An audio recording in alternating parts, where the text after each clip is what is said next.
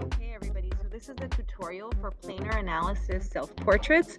I found this awesome lesson plan on Facebook and I fell in love with it, and I decided to create a demo video to explain to you how to create these. The first thing we will do is we will be working with a photocopy of a picture of ourselves, and it should be a real nice close-up. And we'll begin to break up the face into planes. So planes are just basically flat surfaces.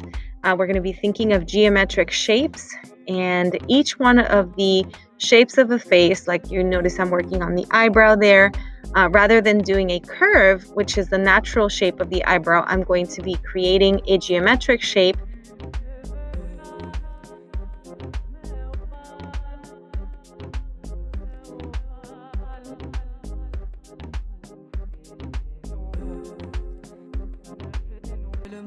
At first, you're going to focus on larger shapes, and then you're going to break them down further into smaller shapes.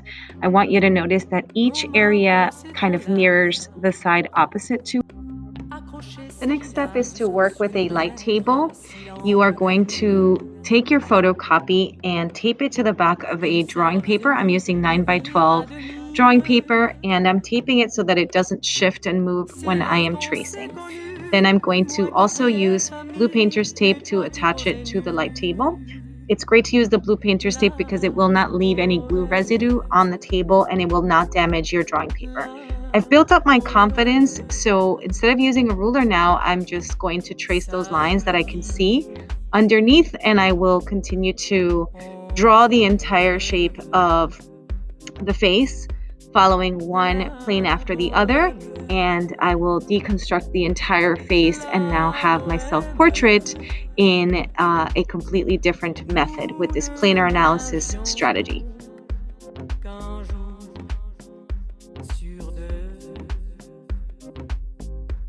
If you don't have a light table, you can always use a window to create the effect of using a light table. So you would take your photocopy and your drawing paper, tape it to the window, and you would be able to see those lines underneath by just using the light that filters through the window.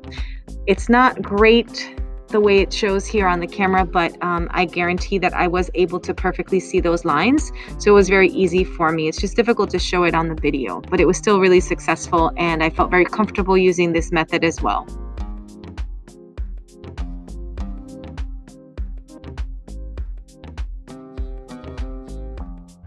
Dans les cafés voisins, nous étions quelques-uns qui attendions la gloire. We're moving on to applying color. As you can see, I've colored the face already, and I went with some pinks, purples, and peaches to be able to create this effect. And I'm going to talk to you about my technique. I like to work in color families. So if you notice, for the hair, I'm going to be using some blues, some purples, and some white. My goal is to create gradation and value. And so I like to work in sections rather than just doing one of these geometric shapes at a time, which would take me forever. I take my darkest colored pencil and I work with a couple of different sections. And so I begin to apply it there, and then I will switch and gradually begin to create the value that I want to create in each one of these shapes. So as you can see that it speeds up a little bit more, you're going to notice that my technique is to go from my darkest color pencil to my lightest color pencil and then begin to integrate some white into it. I think that that's really effective. I love color layering because it's way more dynamic than using one color. When you use one color, your drawings become really flat and you lack the three-dimensionality that makes them look so dynamic. So I definitely encourage you to use a variety of colors and to work within those color families.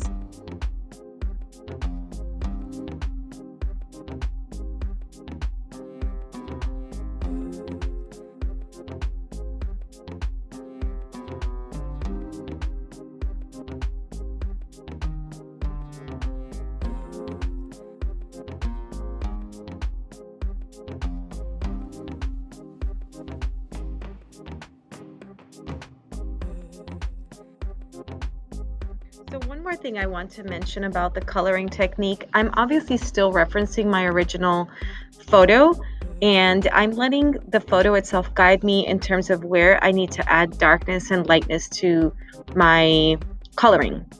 So I wanted to really point that out to you guys, especially when you're working within the face. If you notice, I've got some darker areas here on the neck, and I've got some shadows going on around the eyes. And really, like I said, what guided me to that is just referencing and looking back at my original picture. So now I'm going to begin to work on the background. I decided to use marker for the background and to section it off, and then over those sections to use a little bit of ultrafine point Sharpie and create some simples and tangles. And that is it, my friends. Here is the tutorial on the planar analysis self portraits. I hope you enjoyed this tutorial and I hope that you try it out for yourselves.